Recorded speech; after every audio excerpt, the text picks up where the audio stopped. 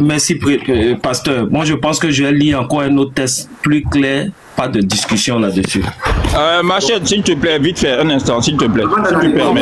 Pardon, j'ai attendu longtemps, je suis occupé, c'était juste pour lire un truc, pardon, s'il te plaît. Qu'est-ce qu'on dit ici, dans le livre des idoles? Il serait utile de rappeler que Abd al-Muttalib, grand-père du prophète, avait fait un vœu à qui? À Oubal. Pour l'honorer. Et pour l'honorer, il devrait immoler devant ce Dieu le dernier enfant qui venait de naître de ses œuvres. Les œuvres de qui? Les œuvres de Oubal. Et qu'il appela Abdallah. Prie de pitié pour cet enfant. Laisse-moi finir par... Jim, tu voulais dire quelque chose? Je voulais dire que prochainement, ce n'est plus la machette, c'est El Machete. El Machete.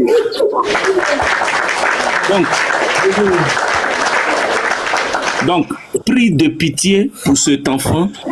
Des gens conseillaient à Abd al-Muttalib, qui était riche, de sacrifier à Oubal.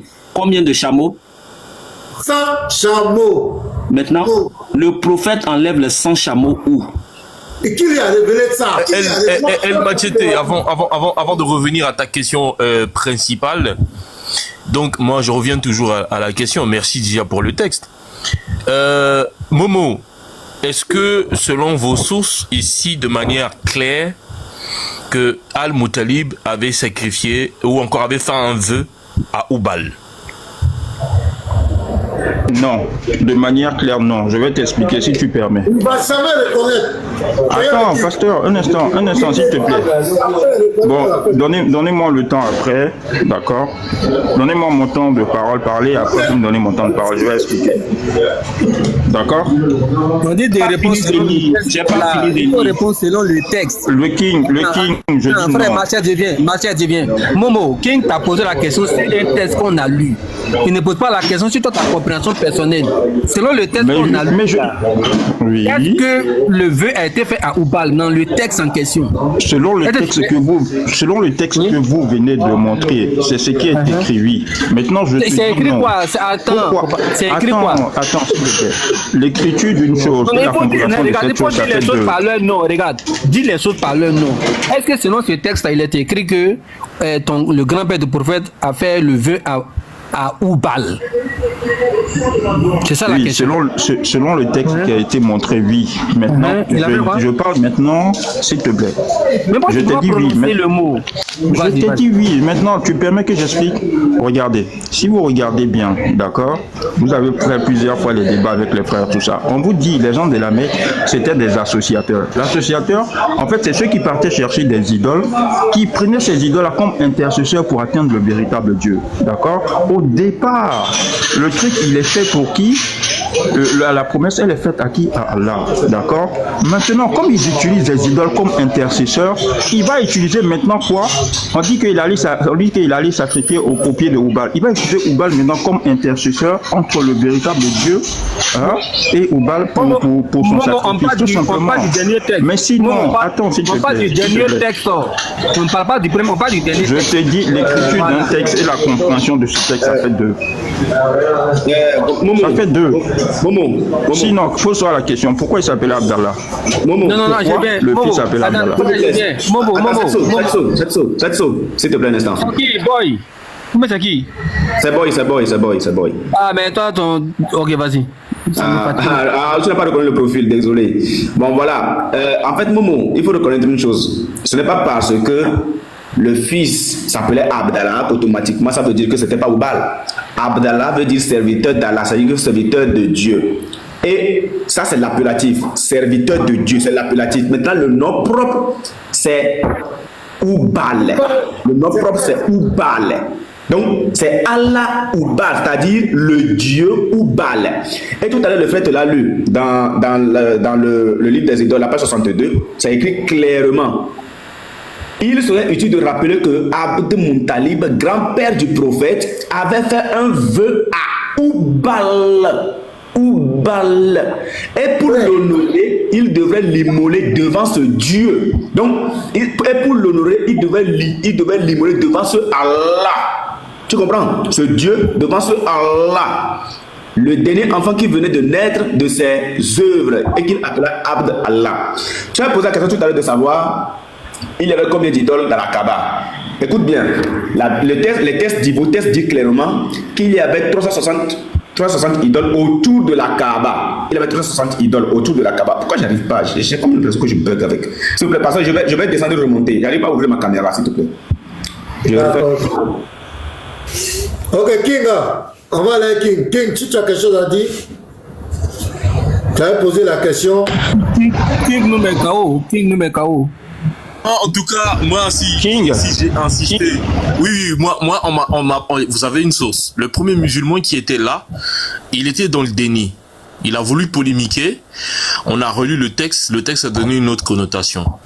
Et encore, ici, Momo a voulu polémiquer sur le fait qu'on n'avait vraiment pas précisé que c'était Oubal. On a apporté un autre texte, ici, qui est clair, et on parle d'Oubal. Le vœu était fait à Oubal. Je ne comprends pas par quelle alchimie. Ça, c'est décevant, en fait. Je perds de force, en fait. Je ne comprends pas par quelle alchimie, par quelle magie Momo fait pour dire ce texte est vrai, mais pas dit que le texte est vrai. J'ai pas dit que le texte est vrai. J'ai jamais dit ça. J'ai dit dans le texte. Non, mais il dit que j'ai dit le texte est vrai. Si je dis le texte est vrai, ça veut dire que ce qui est écrit est véridique. Alors que non. Tu as reconnu ce qui est écrit dans le texte, non? On t'a demandé selon le texte. Tu me montres un livre, d'accord, où c'est écrit ça. Tu veux que je te dise que c'est pas écrit? C'est écrit. Mais maintenant, voilà, est-ce que je dis ce qui est écrit est vrai? J'ai pas dit ce qui est écrit est vrai. J'ai pas dit ça. Faut être précis dans tes propos, s'il te plaît. Oui, attends, non, attends, on va arriver à la véracité. Donc, on t'a donné une source. Selon la source là, le vœu a été fait à Oubal. Voilà, on est d'accord. Maintenant, tu peux remettre le texte en cause. Hein. Ça, le débat est ouvert. Mais la source, elle est explicite. Ce n'est plus quelque chose d'explicite. C'est clair, noir sur blanc. Il a fait le vœu. Le monsieur a fait le vœu à Oubal. Voilà, ça, on retient ça en fait. Maintenant, si toi tu penses que le texte il est faux, maintenant, bon là, tu apportes des preuves en fait. The King. Sinon, King, il a posé King. C'est clair. The King, tu permets? Voilà. Bon, attends, je finis ce que j'ai à dire là-bas. Parce que c'est difficile pour vous d'accepter les tests, mais c'est pas grave. Nous on fait avec. Ce qui est sûr, aujourd'hui, les gens se rendent compte quand même que nous sommes dans la vérité. Si vos frères même viennent confirmer que Allah c'est réellement Oubal, c'est que c'est tellement fort. Alors tout à l'heure, on te l'a lu. Le texte le dit clairement.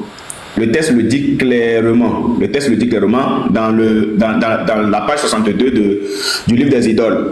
Le vœu a été fait à Oubal. C'est clair, sans ambiguïté. S'il vous plaît, mettez-moi en grand, s'il vous plaît. Donc, avant de revenir ici dans le texte, parce que j'ai le texte là qui a été lu ici, avant de revenir dans le texte ici, tu as posé une question de savoir il y avait combien d'idoles dans la Kaaba. En tout cas, moi je pense selon le nectar cacheté. On avait rempli la sainte mosquée d'idoles, de telle sorte que le messager d'Allah, lors de sa conquête de la Mecque, trouva 360 idoles autour de la Kaaba, qu'il détruisit, autour de la Kaaba. À l'intérieur de la Kaaba, nous avons la plus grande idole qui s'appelle Oubal. Le texte ne dit pas, le texte que tout à l'heure on a lu dans la biographie du prophète ne dit pas que Moutalib est allé faire un vœu aux divinités. Non, mais on a dit à la divinité de la Kaaba, ce qui veut dire que c'est au singulier, c'est une divinité principale. Le texte ne dit pas qu'il est rentré dans la Kaaba faire le vœu aux divinités de la Kaaba, non. Mais il dit qu'il a fait le vœu, à qui? À la divinité de la Kaaba. Maintenant, qui est cette divinité de la Kaaba? Plus bas, on te le dit, il les amenait tous au pied du dieu Oubal. Alors on te nomme maintenant la divinité à laquelle il a fait le vœu. C'est pour ça que ici, voilà, c'est pour ça que ici, on te dit clairement que quiconque faisait le projet d'un voyage allait consulter le sort devant Oubal. Ça, c'était de la période pré-islamique. Quiconque faisait un projet de voyage allait consulter le sort devant Oubal. Alors que dans la péninsule arabique, toutes les tribus avaient leurs idoles, toutes les tribus avaient leur principale idole. Mais pendant ce moment-là, il y avait une idole qui était la plus importante de toute la péninsule. c'était Oubal. Et c'est à elle que Moutalib, grand-père du prophète, avait fait aussi le vœu. C'est-à-dire Oubal, le vœu de ses enfants. Le vœu d'avoir les 10 enfants et ensuite d'en sacrifier un juste après. Regarde ceci. Pour te prouver que quand on dit Abdallah, ça veut dire serviteur d'Allah. Je suis dans Ibn Ishaq. Regarde ce que Ibn Ishaq nous dit. Là, il est devant celui qui gardait un truc comme ça. Alors, on attribue à la Kaaba 2 flèches jaunes, à Abdallah Moutalib 2 flèches noires, au Quraysh 2 flèches blanches. On donna les flèches à l'homme de flèches qui était chargé d'en tirer le sort devant Oubal. Oubal est une idole au fond de la Kaaba. Donc quand il ne va pas faire le vœu aux idoles de la Kaaba, mais c'est à une idole principale, c'est-à-dire à Oubal. Oubal est une idole au fond de la Kaaba. C'était la plus grande de leurs idoles. C'est à elle que les gens viennent faire le vœu. C'est elle que les gens viennent consulter, c'est-à-dire cette idole-là. C'est elle que Abu Sufyan avait invoqué lors de la bataille de Uhud en disant « Sois victorieux, oh Oubal !» Abd al-Muttalib se mit à prier Dieu. Quel Dieu? Le Dieu auquel il a fait le vœu. Ça, c'est un chaos. Abd al-Muttalib se mit à prier Dieu. Quel Dieu? Quel Dieu? Le Dieu auquel il a fait le vœu. Donc, ce qui veut dire que tu ne peux pas t'en sortir quand tu te poses la question, non, il y avait combien d'idoles autour dans la Kaaba? Non, il n'y avait pas 360 dans la Kaaba, hein. Il y avait 360 autour, selon le nectar cacheté, 360 idoles autour de la Kaaba, et il y avait de petites idoles à l'intérieur qui représentaient les idoles de chaque tribu. En plus de cette idole-là, il y avait une. En plus de cette petite idole-là, il y avait une qui était la principale et la plus vénérée de toute la péninsule arabique. C'était celle de Oubal. Voilà pourquoi, en dehors du fait que les gens consultaient leurs idoles dans leurs tribus respectives, il y avait un moment précis que tout le monde se rassemblait à la Mecque pour faire le tour de la Kaaba. C'est ce qu'on appelle le pèlerinage. Ce que vous faites aujourd'hui en l'honneur de Allah, c'est la même chose qui se faisait avant. Toutes les tribus se réunissaient à la Kaaba à un moment donné et ils faisaient le tour. C'est ce qu'on appelle la circumambulation. Ce que ton prophète... Il faut montrer même son prophète a fait ça. Oui, on montre ça rapidement. Voilà, la page 66 par là. Je vais prendre ça. Voilà, c'est ça. Regardez. Ils ont juste un peu mis du vernis. Ça, c'est voilà. C'est la même chose. Il avait l'habitude tous les ans de faire une retraite de 2 mois à Irak, à 2 lieues de la Mecque, où il donnait à manger aux pauvres qui le sollicitaient. C'était une pratique de la Hanifiya à laquelle se livraient certains hommes des Quraysh avant l'islam. Une pratique avant l'islam. Au bout d'1 mois, il quittait sa retraite et avant même de rentrer chez lui, il allait à la Kaaba et accomplissait autour d'elle 7 rondes rituelles. Au nom de quel Dieu? Il faisait ça au nom de quel Dieu? C'est au nom de quel Dieu? Il y avait cette idole à l'intérieur de cette Kaaba. Voilà. Maintenant, pour prouver que les idoles là, cette pratique là, les idoles qui le faisaient aussi, je vais remonter un peu plus haut. Regardez, vous allez voir que ça se faisait avant. Je suis à la page 62. Les Quraysh étaient réunis un jour de fête autour de leurs idoles qu'ils vénéraient. Ils lui avaient offert des sacrifices, avaient participé à la cérémonie et à la ronde rituelle autour d'elle. C'est une pratique qui existait déjà que les idolâtres faisaient.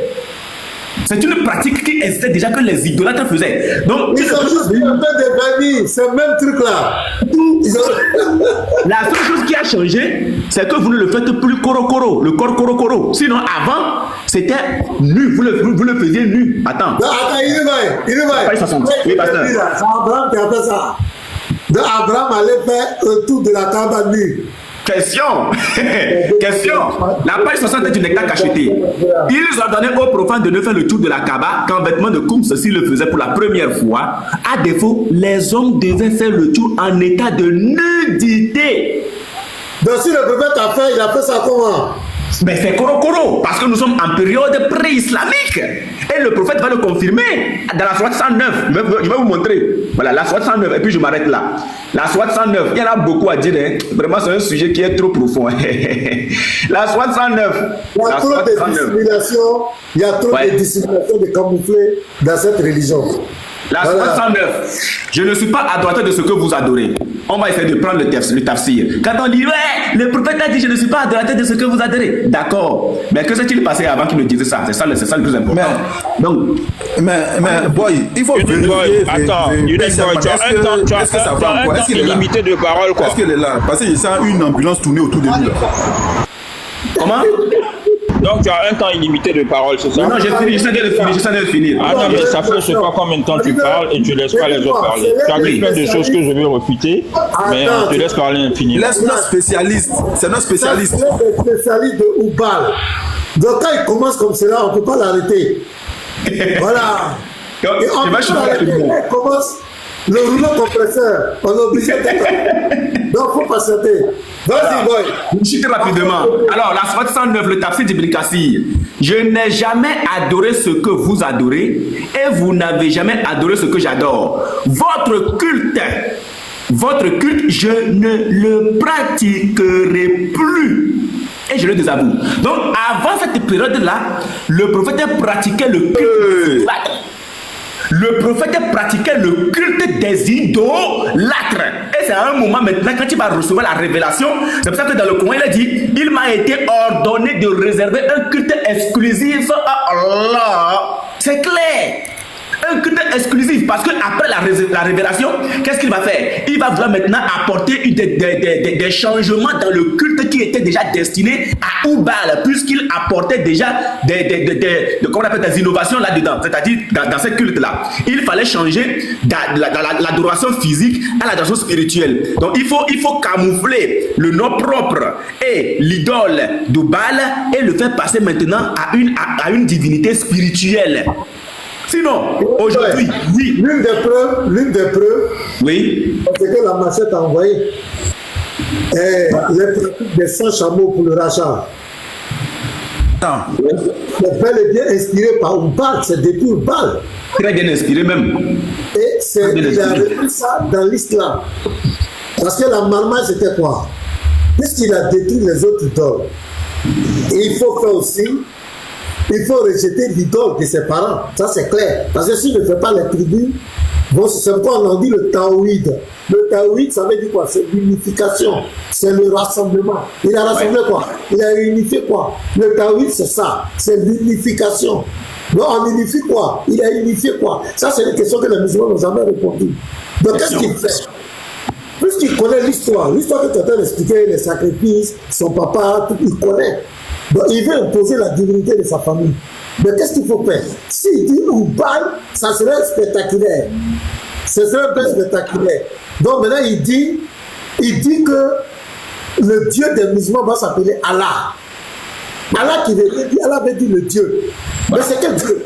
Pourquoi il dissimule? Pourquoi il cache l'identité de ce Dieu-là? Pourquoi il cache? Parce que Allah veut rien dire. Même avant le Coran. Les chrétiens arabophones qui ne croient pas moi-même, dans la Bible arabe, parlent d'Allah.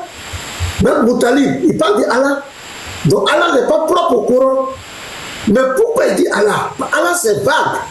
Allah veut dire Dieu, le Dieu. Pourquoi il a caché? Pourquoi il a dissimulé? Et il introduit toutes les pratiques qui étaient dédiées à Oubal. Il introduit de façon stratégique et il camoufle la vérité. Et tous les musulmans sont bénis. Il les a tous mis à carreau. C'est clair. Je finis par ici. Donc, je finis par ici. Unique boy, à fois arrêter. Ça, tu finis pas. Ça fait combien de temps que tu es là depuis? Non, le père, c'est après tout cette démonstration. Momo, après tout ce que Boy a fait de façon magistrale, là, tu veux parler encore?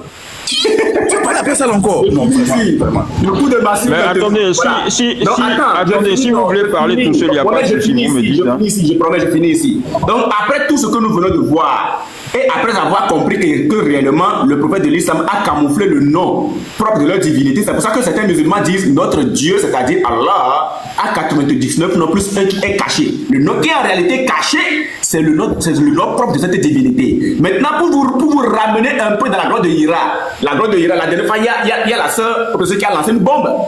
Regardez ce qui se passe. la grotte de Hira. Pourquoi le prophète est allé dans la grotte de Hira? Qui lui a montré cette grotte de Hira? Qui pratiquait cette grotte de Hira? Qui lui a dit que c'est là-bas il faut aller prendre une retraite spirituelle? Question. La grotte de Hira. La grotte de Hira était située dans une montagne de la périphérie de la Mecque. C'était la grotte initialement utilisée par son grand-père Moutalib, l'idolâtre, le païen, le polythéiste. La grotte initialement utilisée par son grand-père Moutalib comme forteresse de solitude contre qui ravageait la ville bénie de la Mecque. C'est pas fini. Le prophète, après consultation avec sa femme bien-aimée et sa famille, commença. Ce n'est pas lui qui a commencé. C'est là-bas, ouais, allez là-bas. Commença à se retirer dans la grotte de Hira pendant plusieurs jours d'affilée. Saïda restait aux côtés de son, en arabe, le soutenant durant cette période, préparant des provisions pour son séjour et veillant régulièrement à ses nouvelles par amour et attention. Fréquentait également sa famille et elle sans jamais les négliger. Les 3 années suivantes virent le prophète prolonger son séjour dans la grotte alors que la peste de l'ignorance planant sur la Mecque s'intensifiait jusqu'à ce que le prophète atteignit l'âge de 40 ans.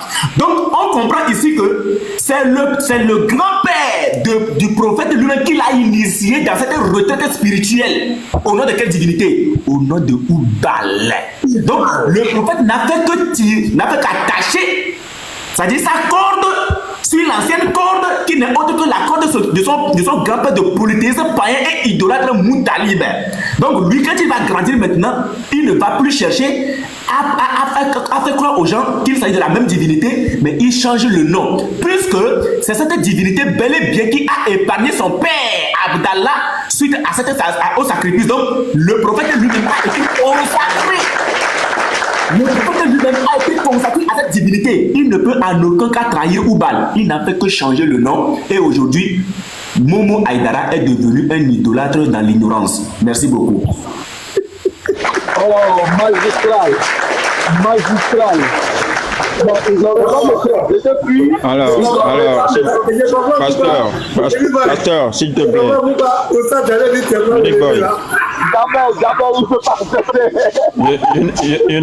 Unique Boy, est-ce que vous pouvez me laisser parler un instant, s'il vous plaît?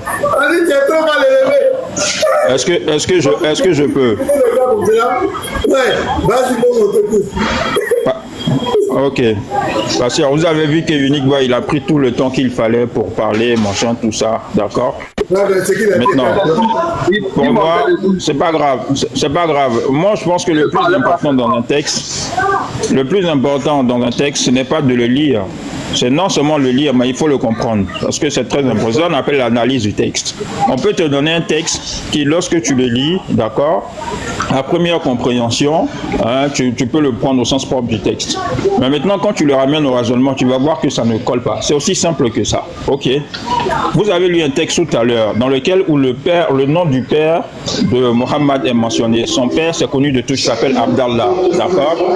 Et il se trouve que ce Abdallah là correspond à serviteur d'Allah. Ça veut dire que Allah était quoi? Dieu à cette époque-là. S'il vous plaît, ne soyons pas dans le fanatisme, d'accord? Soyons dans le raisonnement, c'est très important. Ça veut dire quoi? Si le gars il s'appelait Abdallah, serviteur d'Allah, ça veut dire qu'il y avait un Dieu qui s'appelait Allah à l'époque. Et qui c'est qui donne ce nom-là à son fils? Qui c'est qui donne? C'est le grand-père qui donne cela. Donc le grand-père reconnaissait l'existence de ce Dieu qui s'appelle qui? Allah. Donc vous voyez déjà que lorsqu'on raisonne un peu, d'accord? On part déjà sur ce raisonnement-là. Vous voyez que le texte qu'on nous donne déjà, ça emmène à une autre compréhension. Si le père lui-même déjà reconnaît qu'il y a un Dieu qui s'appelle Allah, au point de lui donner le nom de son fils, Abdallah, serviteur d'Allah, ça veut dire que lui-même il reconnaissait ce Dieu. Ça c'est un élément très important sur lequel vous devez comprendre. Maintenant, s'il reconnaissait ce Dieu et qu'il se trouve que il va en plus adorer un autre Dieu, qu'est-ce que ça devient? Voilà pourquoi le Coran parle d'associateur.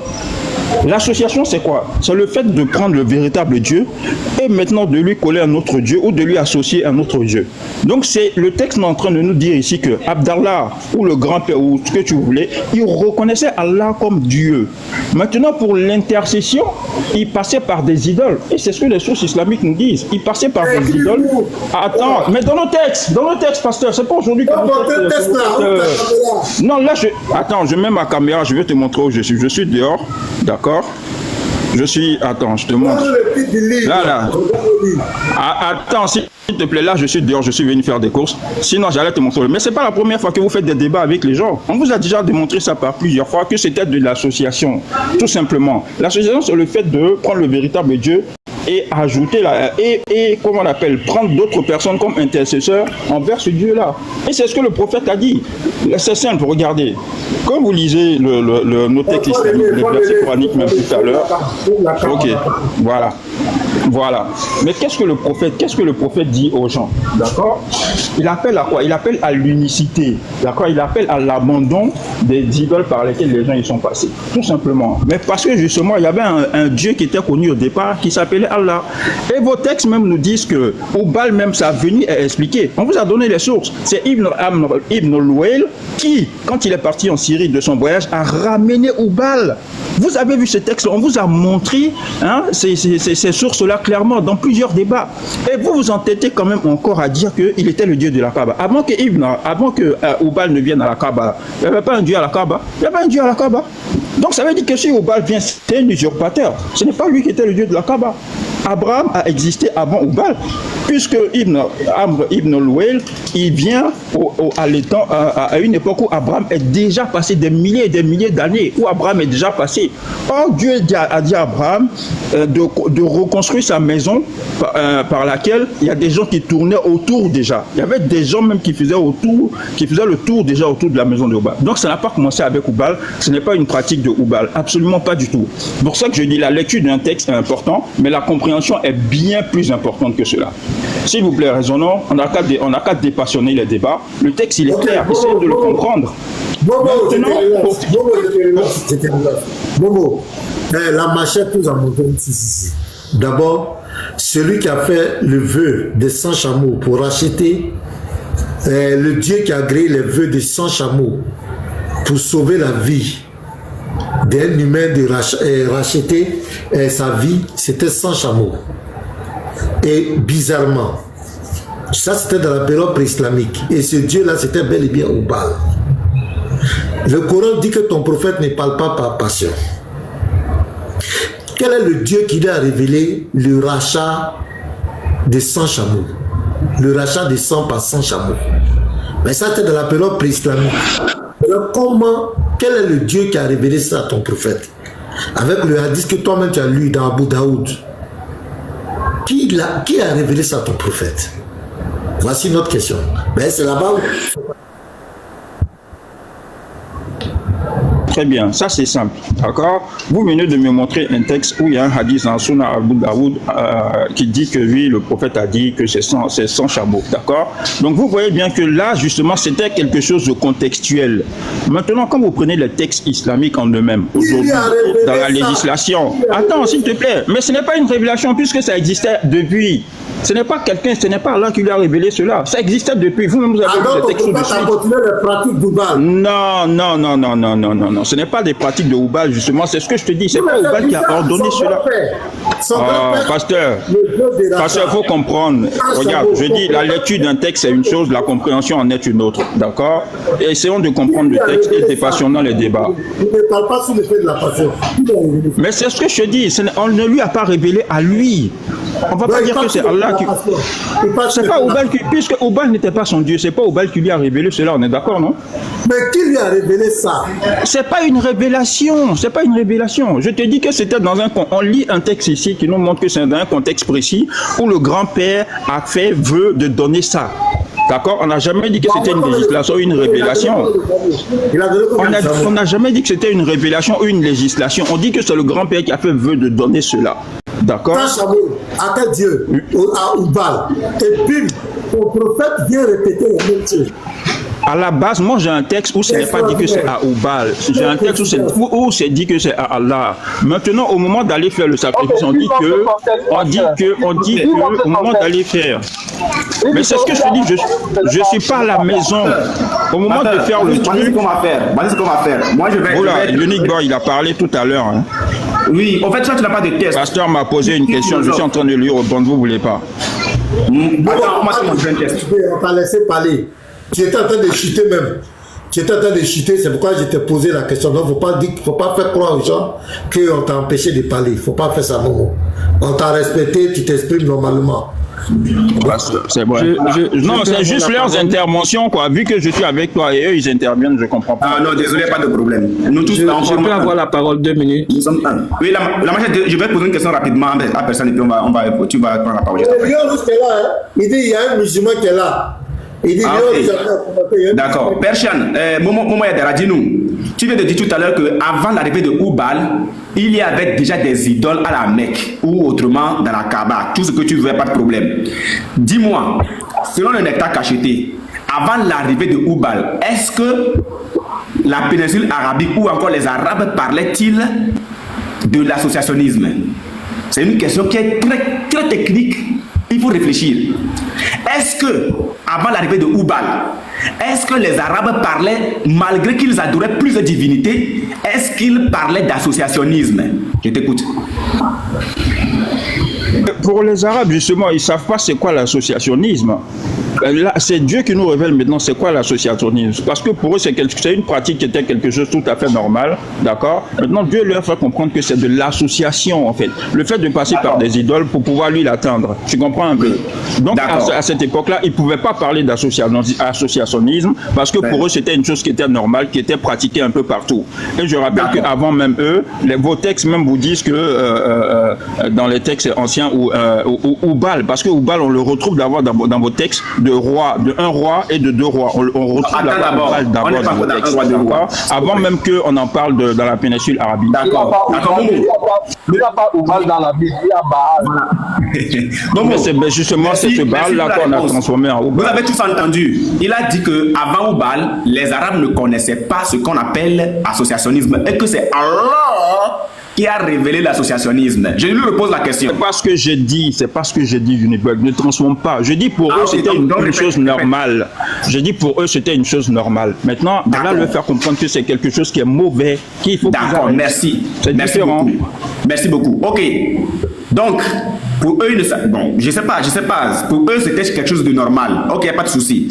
Voici ma seconde question avant de montrer le test. Amr ibn Loué, est-ce que lui savait ce que c'est que l'associationnisme? Lui était arabe. Est-ce que lui savait ce que c'est que l'associationnisme? Justement, il peut savoir ce que c'est que c'était l'associationnisme, mais est-ce qu'il savait que c'était mauvais? C'est là aussi la question. Maintenant, s'il le savait et qu'il le fait sciemment, voilà. Voici ce qui s'est réellement passé. Nous sommes dans le nectar cacheté, la page 53. Juste après la machette, tu prends la parole, s'il te plaît. La page 53 nous dit ceci.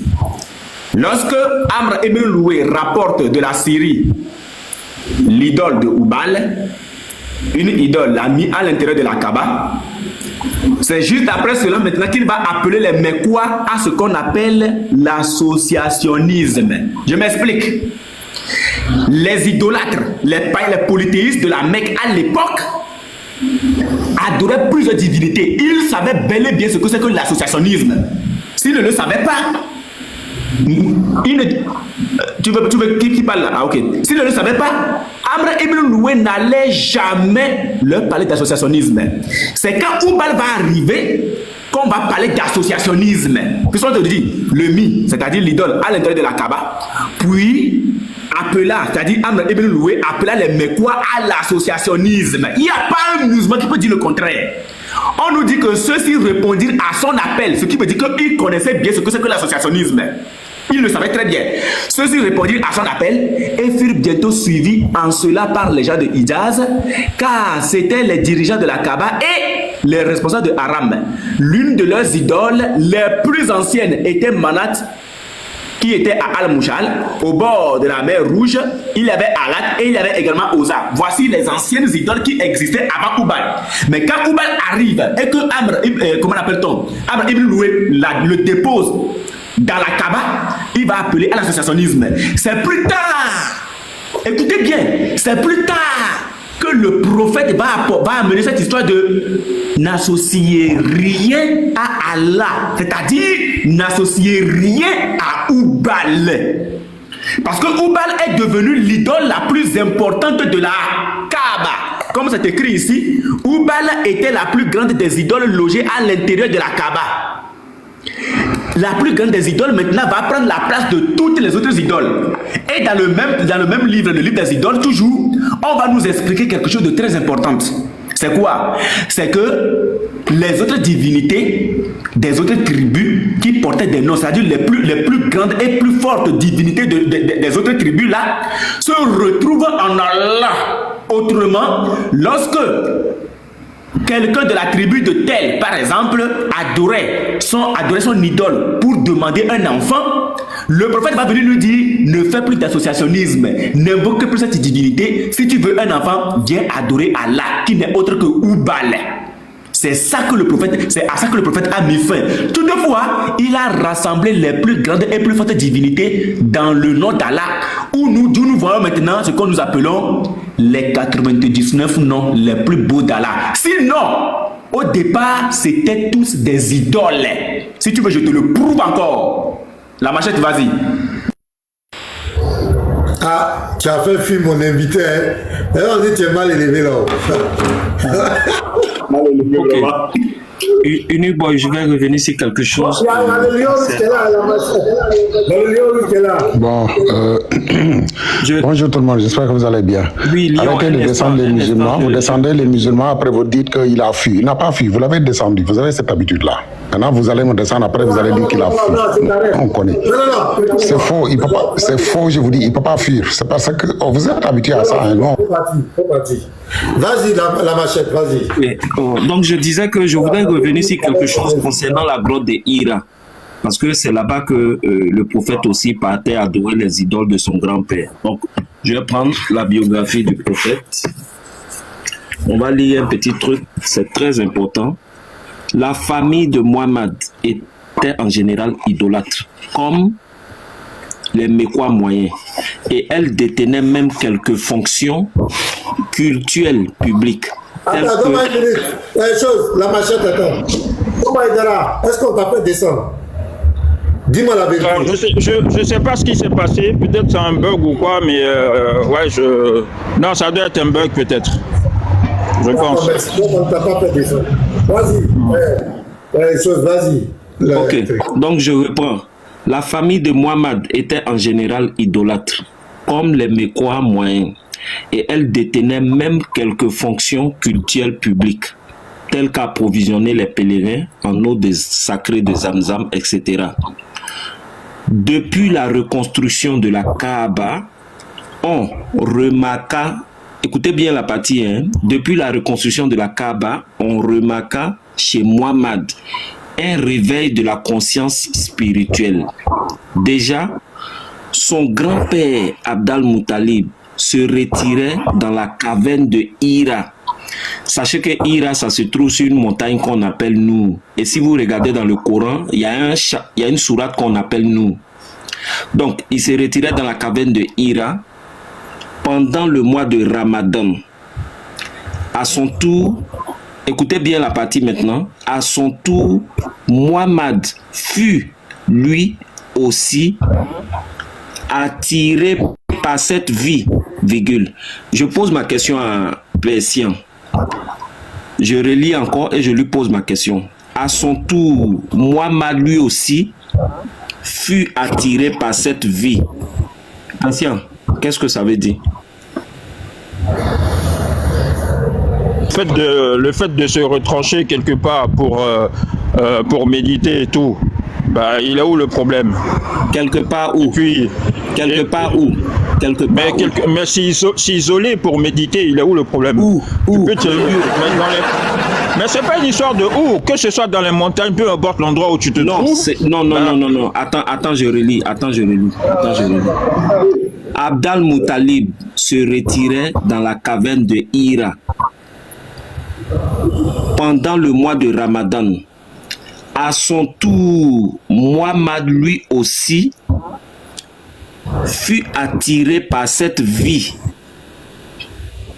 Donc je te repose la question, Muhammad a été attiré par quelle vie et où il faisait ça? Ce que tu dis, je vais pas remettre cela en question parce que c'est écrit. Mais ce que je remets en question, c'est la fiabilité du texte en question. D'accord. Ok, attends, je te présente. Je vais partir sur le texte. Attends, je te présente. Non, mais peu importe ce que tu me présentes. Non, attends, je te présente l'auteur. Attends, je te présente l'auteur du texte. C'est pas grave, mais peu importe l'auteur que tu vas me Karimi, encore, il faut te calmer. Tu as parlé de fiabilité. Mais c'est ce que je dis, c'est pas grave. Non, c'est grave, c'est grave, c'est grave, c'est grave, c'est grave, c'est grave. Mais je dis, allons sur le texte. Non, c'est grave. Non. Mais si c'est ça, toutes vos sources là, il y a des problèmes dessus. Tu crois il faut te calmer, mon ami. Il faut te calmer. Tu as parlé de fiabilité du test. Moi, je te présente l'auteur du test et puis tu vas aller faire des recherches sur lui. C'est qui? Voilà, c'est tout. Ça, c'est pas compliqué. Pourquoi c'est simple là? Vas-y, c'est bien écrit. Vas-y. Le prophète de l'islam, sa vie, son œuvre, par Muhammad Amidoullah. Est-ce que tu peux aller faire des recherches sur lui là, c'est qui? Le gars est là qui sont Amidoullah. C'est là, il est là qui sont Amidoullah. Le Persian, c'est bon? C'est lui qui a traduit le Coran pour la première fois, non? Exactement. Ah, ok. Lui, c'est pas le côté, hein. Lui, c'est... Excuse-moi, le Mohamed Amidoullah, là, il est contemporain de quelle époque, s'il te plaît? Va faire des recherches, mon ami. Non, il est contemporain de quelle époque? Je vais pas aller faire ces recherches-là pour toi. Faut fournir. Non, mais justement, pour te montrer que ce que tu es en train de dire, on peut remettre la fiabilité en cause. Mais voilà pourquoi je t'ai dit restons sur le texte en question. Mais il y a beaucoup de sources que vous proposez, que vous montrez qu'on peut remettre en cause. Mais je t'ai dit restons dessus puisque c'est écrit. Puisque c'est écrit, restons dessus. Le Coran que tu as, qui a écrit? Qui a écrit le Coran que tu dis? Je te pose la question, qui a écrit le Coran? Non, on n'est pas en train de dire un peu présenté.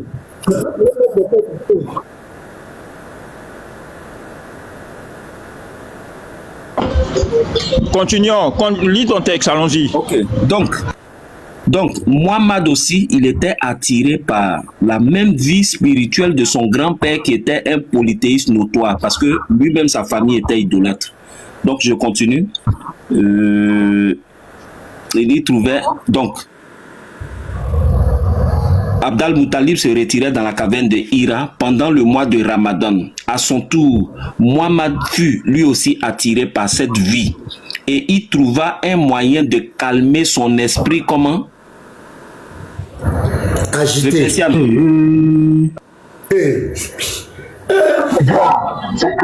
Mais attends, comment lui sait que le prophète avait un esprit agité? Comment lui sait ça, s'il te plaît? Comment il sait que le prophète avait un esprit agité? Alors qu'on dit du prophète qu'avant même qu'il ne soit prophète, c'était un homme posé, c'était un homme calme, c'était un homme qui était reconnu par toute la société comme quelqu'un de bien.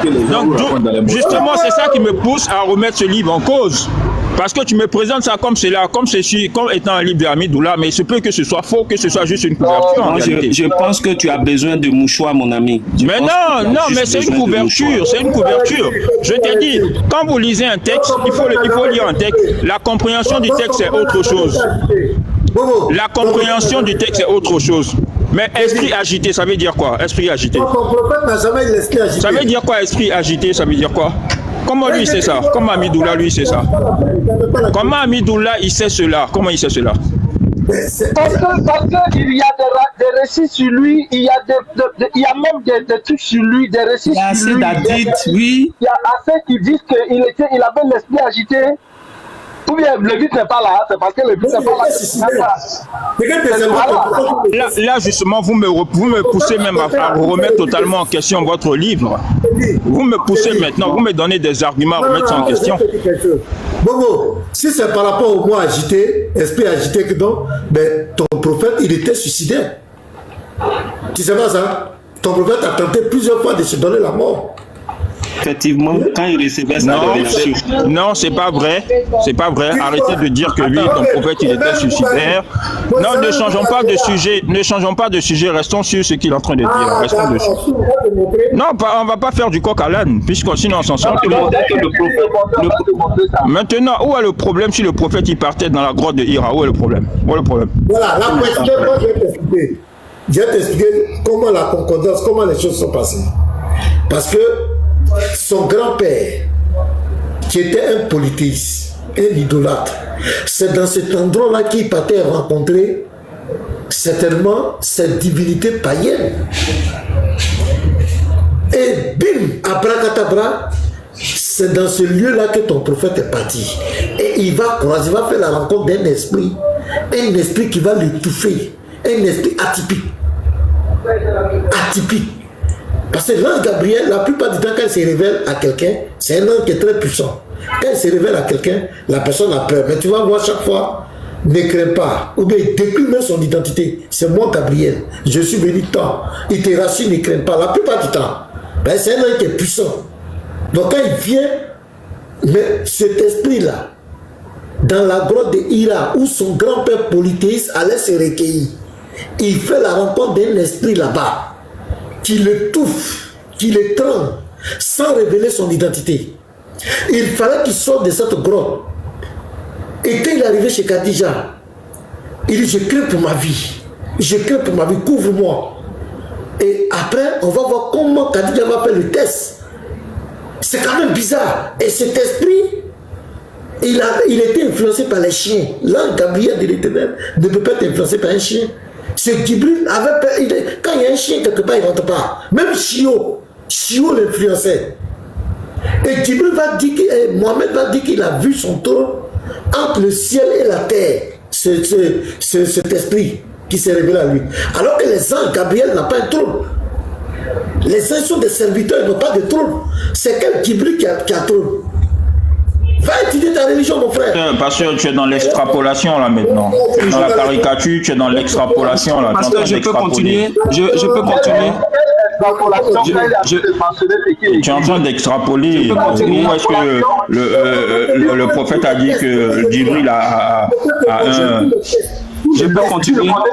Mais justement, voilà pourquoi je dis que vos textes, c'est des textes inventés en réalité. Je peux continuer. Momo, il faut que tu comme tu... Oui, mais vous pouvez... Mais aujourd'hui, on retrouve des livres. Momo, laisse-moi continuer, s'il te plaît. Laisse-moi continuer. Comme tu savais pas que ton prophète avait un esprit agité, je vais te lire un autre texte. Tu savais pas que le prophète avait un esprit agité avant que je finisse avec la grotte de Hira. Regarde. Cette année, Muhammad, en quittant la montagne, vint auprès de Khadija et lui dit, « Oh Khadija, je crains de devenir comment? Devenir fou. » Pourquoi? Lui demanda celle-ci. Parce que, dit-il, je remarque en moi les signes de quoi? Des possédés. Nous tous, nous savons, quand les possédés ont des signes en eux, on sait comment ils sont agités. Et je continue. Quand je marche sur la route, j'entends des voix sortant de chaque pierre et de chaque colline. Et dans la nuit, je vois en songe un être énorme qui se présente à moi, un être dont la tête touche le ciel et dont les pieds touchent la terre. Je ne le connais pas et il s'approche de moi pour me saisir. Tu vois un peu? Donc, quand Amidoula dit que le prophète avait un esprit agité, voilà ici encore, ça c'est Tabari qui le dit. Tu as dit quoi, c'est faux? Tu as dit quoi, c'est faux? Le prophète avait un esprit agité. Bref, attends, je continue ce que je lisais. Excuse-moi, Machette. Tu vois, laisse-moi finir. Attends, s'il te plaît. C'est ça qu'on appelle sortir un texte de son contexte et en faire un prétexte. Mais tu vas. En fait, tu viens de donner. Non, s'il te plaît, tu viens de sortir le texte de son contexte et tu en fais un prétexte. Tu veux nous faire comprendre que par ce contexte-là, le prophète a fait un esprit agité. Alors que, en disant ça, c'est une action qui venait juste de se passer. Mais c'est pas quelqu'un qui était agité. À la base, qui avait l'esprit agité. Non, tu l'as sorti de son contexte. Quand quelqu'un tu veut l'as sorti de son contexte, mon frère. Tu l'as sorti de son contexte et tu nous fais comprendre que oui, et tu en fais un prétexte pour dire que c'est quelqu'un qui avait un esprit agité. C'est faux. Bon, d'accord, on a compris. Faut pas coller ça au prophète. Toi, je continue. Donc, à son tour, Muhammad fut lui aussi attiré par cette vie de paganisme-là. Parce que cette vie-là, c'était la vie d'idolâtrie. Attiré par cette vie et il trouva un moyen pour calmer son esprit agité. Chaque année, il passait tout le mois de Ramadan dans cette même grotte, dans la banlieue de la Mecque, en méditation et en vie ascétique. De temps en temps, sa femme lui envoya des provisions. Parfois, il rentrait lui-même chercher ce qui lui manquait. Il y eut des voyageurs égarés avec lesquels Muhammad partagea ses maigres provisions. Quand il rentrait de cette retraite, il se rendait d'abord à la Kaaba pour y faire les 7 tours rituels avant de revenir chez lui. Attends, même pause là, je vais attirer l'attention des gens. Parce que là, il faisait les 7 tours rituels. Et la divinité principale, au moins il faisait ça, c'était bel et bien au Baal. Et il les faisait au nom de toutes ces divinités. Écoutez très bien. Et on dit il a eu une nouvelle révélation, une nouvelle inspiration. Et les mêmes tours qu'il faisait, il était conscient que c'était à l'honneur de cette divinité. Et bim, ces rituels se retrouvent dans sa nouvelle, comment on appelle, dans sa nouvelle religion. Il y a même le Safa et le Marwa. Et Allah sera obligé de faire descendre la sourate 2, verset 158, pour dire aux Korachites de continuer. Et là, ils vont aller mentir sur Agar. Et qu'est-ce qu'il faut faire? La marmaille, le compte de la marmaille, c'est de dire que c'est Abraham qui faisait ça, c'est ça qu'il a dit. Abraham n'a jamais fait ce tout. Abraham n'a jamais mis les pieds à la Mecque. Je mets au défi tout musulman. Abraham n'a jamais construit la Kaaba et il n'a jamais mis les pieds là-bas. C'est juste chercher de la légitimité, couvrir ces pratiques idolâtres pour mettre le nom d'Abraham là. Mais comment tu étais, toi tu dis que tu n'étais pas encore prophète. Tu faisais des pratiques à l'honneur de cette divinité, de ces idoles. Tu dis maintenant que tu es devenu prophète, tu reconduis les mêmes pratiques. Les 7 tours là, tu reconduis ça. Alors que ces 7 tours étaient faits en l'honneur des divinités. Les gars, réveillez-vous, c'est très sérieux. C'est pas pour démigrer. Pasteur, c'est pas vrai. Voilà, relis la partie là, les 7 tours, il a fait. Pasteur, c'est pas vrai pour les 7 tours. Si tu permets avant de lire, s'il te plaît. Avant de faire les 7 tours. Il va lire, il n'y a pas de problème, d'accord? Mais les 7 tours, ça concerne quoi? Safa et Marwa. On dit que lorsque Abraham a abandonné, d'accord, a laissé sa femme Agar, d'accord, et puis Ismaïl. Mais c'est les sources, c'est nos sources islamiques, d'accord? Attends, je vais sortir les textes. Laisse-moi juste m'expliquer. Attends, je viens. Je vais préciser la partie là. La plupart du temps, on va te dire selon la tradition musulmane. Aucun juif, aucun descendant d'Abraham, aucun descendant d'Agar ne va te dire que le désert où Agar s'est égaré, c'est le désert de Beersheba. C'est pas la Mecque. Le Safa et Marwa, c'est à quelques mètres de la Mecque. Donc c'est à la Mecque qu'Agar s'est égaré avec Ismaël. Mais comme réfléchissez, on va te dire toujours selon la tradition musulmane. Selon la tradition musulmane. On ne va jamais te dire selon un archéologue, selon l'histoire, jamais. Ça vient de vous. C'est un raisonnement circulaire. Ça n'a aucune preuve. Juste parce que regardez, quand les gens se sont convertis, soit disant l'islam, le Kourachites, Mohamed a demandé de continuer le Safa et le Marwa. Il y a eu débat. Prenez le tafsir de la sourate 2, verset 158. Il y a eu débat. Les gens voulaient dire, mais ça c'était idolâtre. Ça c'est nous, ce sont les idolâtres, on était idolâtres. On faisait ça, tu avais une nouvelle religion. Alors maintenant, on va faire descendre, la souraterie va descendre en même temps. Sourate 2, verset 158, on va lire ça, regardez. Pourquoi il a fait descendre ça? Parce qu'il y avait débat. Il va cautionner que c'est le même, c'est la même truc. C'est la même chose, ils peuvent continuer. Sourate 2, verset 158, les gars. Regardez. La souraterie. Regarde, je lis. Est-ce qu'il avait besoin? Pourquoi il est venu confirmer? Il dit Al-Safa et Al-Marwa sont vraiment parmi les lieux sacrés d'Allah. Pourquoi il a fait descendre ça? Lisez le tafsir. Parce qu'il y avait débat. Il y avait débat. Donc, comme il y a débat, maintenant, qu'est-ce qu'il faut faire? Il faut aller trouver, mettre le nom de la famille d'Abraham pour légitimer ces pratiques idolâtres. Parce que dans ces deux montagnes-là, dans ces deux collines, il y avait deux démons dedans. Issaf et Naïla, c'était deux démons qui étaient dedans, que les Kourachites adoraient. Maintenant, quand les vont au pèlerinage, là, ils vont faire les doigts au pied de ces deux collines-là. C'est quel Dieu qui exauce? Les doigts que vous faites au pied de ces deux collines, c'est quel Dieu qui exauce? C'est quel Dieu qui exauce? Ils vont faire des doigts, des prières au pied de ces collines. C'est quel Dieu qui exauce les doigts de ces... Parce que dans ces deux collines-là, il y avait deux esprits. Issaf et Naïla, il y avait deux démons qui étaient dans ces deux collines-là. Qui les a chassés là-bas? Ils sont où? Ils étaient dedans, c'est leur coin où les Kourachites les adoraient. Allez-y prendre le tafsir de Sourate 2, verset 100, vous allez voir. Il y a eu débat. Les gens disent normalement, Allah ne devait pas dire ça. Il devait dire qu'on ne doit plus adorer là-bas, on ne doit plus truc. Maintenant, bim, pour distraire les gens, comme d'habitude, pour la Kaaba, ils ont menti sur Abraham. Maintenant, pour ça, pour Safa et Marwa, ils vont mentir sur Agar.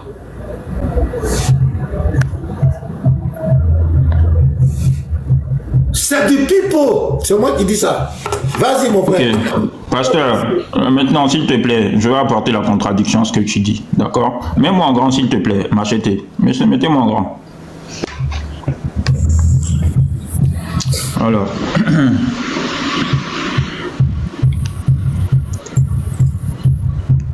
Alors, déjà, l'histoire de Safa, d'accord, et de Marwa, ça s'explique, d'accord? C'est très simple. Je vous ai dit une chose. Si, avant la période islamique, il y a des choses qui se faisaient, d'accord, et que ensuite vient la période islamique, si ces choses étaient mauvaises, Allah aura très certainement interdit ces choses au prophète, c'est clair, puisqu'il est venu pour interdire le blâmable, d'accord, et ordonner le convenable, d'accord, il est venu pour ça. Donc si c'était une chose qui était idolâtrée, c'était une idolâtrie, Allah il l'a interdit. Maintenant l'histoire derrière cela c'est quoi, pasteur? Tu as oublié de parler de ça. On nous dit que justement Agar, durant cette souffrance là, quand elle s'est retrouvée sur la guerre qui se fait dans un élan de désespoir. C'est qui? Mais c'est nos sources, c'est pas nos sources que vous prenez pour nous contredire ici. Hein? C'est nos sources, non? Voilà, c'est ici. Je te lis l'histoire. La course entre Safa et Marwa, d'accord? Dans sa quête, Agar monta sur la colline de Safa, scrutant l'horizon pour trouver une source d'eau, d'accord? Ou de l'aide. N'apercevant rien, elle descendit et courut vers la colline de Marwa, d'accord? Donc elle va là pour voir si elle va trouver de l'aide. Ensuite, elle répéta ce va-et-vient entre les deux collines 7 fois, espérant trouver de quoi sauver son fils. D'accord? Ce moment est devenu un symbole de persévérance, d'espoir et de foi en Allah. Donc voici l'origine, d'accord, de cette pratique-là, d'accord. Ce n'était en aucun cas une pratique où se trouvait à la montagne, se trouvait des démons ou quoi que ce soit. Ce n'était en aucun cas une pratique d'idolâtrie. C'est ça qui est la réalité. Maintenant, c'est simple. Il y a un truc qui est tout simple. Puisque c'est... Attends. Non, tu vas continuer dans la même logique. Non, je ne vais pas te couper. Dis-nous. Donc, je lis ce verset-là. S'il te plaît, tout simplement. Continuer. Je ne vais pas te couper. Tu vas continuer. En gros, dis-nous maintenant. Qui est donc l'initiateur du Sahih, c'est-à-dire du va-et-vient entre le Safa et le Marwa? Le prophète ou bien Agar? Alors, justement, l'initiateur, c'est Agar. Tout comme, juste laisse-moi finir de répondre, s'il te plaît. Tout comme Ibrahim alayhi salam a eu à faire l'immolation du mouton et que le prophète Muhammad est venu suivre cela parce que Allah lui a recommandé que c'est une bonne chose, tout comme il recommande la même chose au prophète Muhammad de le faire et dire que ce n'est pas une mauvaise chose, mais c'est plus un symbole d'endurance et de pertinence vous les musulmans, dans la recherche, tout simplement. Veux-tu nous dire par là que vous les musulmans, vous prenez tout ce que les autres, pas une prophétesse selon le Coran? Comment se fait-il que vous copiez quelque chose d'une femme égyptienne qui n'a rien à voir avec Dieu à l'époque? Comment ça se fait? Que Agar était une croyante et elle était la femme de Ibrahim alayhi salam, du prophète Abraham, d'accord, et qui avait un fils qui dans votre livre est bien écrit. Dieu a dit je ferai de lui une grande nation, je le bénirai et je ferai de lui une grande nation. Elle était la mère d'un prophète béni. C'est écrit dans votre livre. Donc, c'est une femme qui est importante aussi pour l'histoire de l'humanité, pour l'histoire de la prophétie. Ce n'est pas n'importe quelle femme.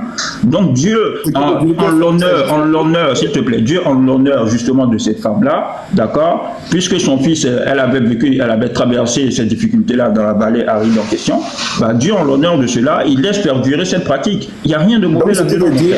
Donc, ce qui veut dire que c'est juste pour honorer cette dame que votre Dieu vous a recommandé le va-et-vient entre le Safa et le Marwa, c'est ça? Donc c'est rien de spirituel. Donc c'est rien de spirituel. C'est juste pour par honneur. Non. Est-ce que c'est spirituel ou bien c'est juste pour honorer la dame?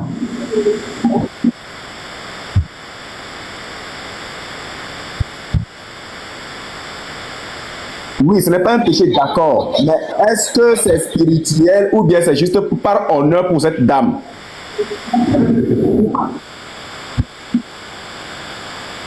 Ah, donc c'est bon. Non, c'est bon, j'ai dit c'est bon. Moi, je vais me muter. La sagesse... Attendez, Momo. Moi, je vais te dire quelque chose. Momo, je veux qu'on réfléchisse. Voilà.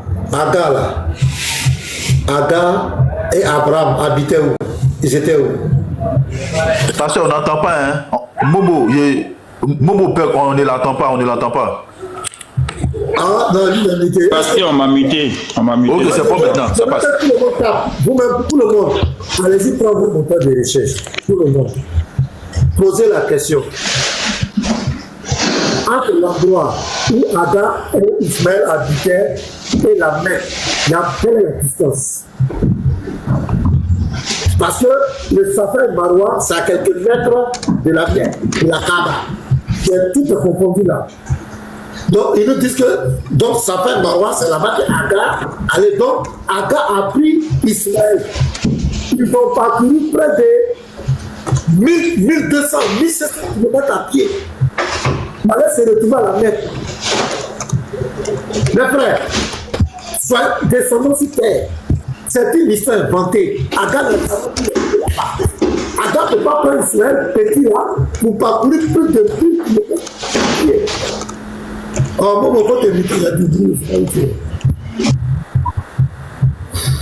c'est pas possible, les gars.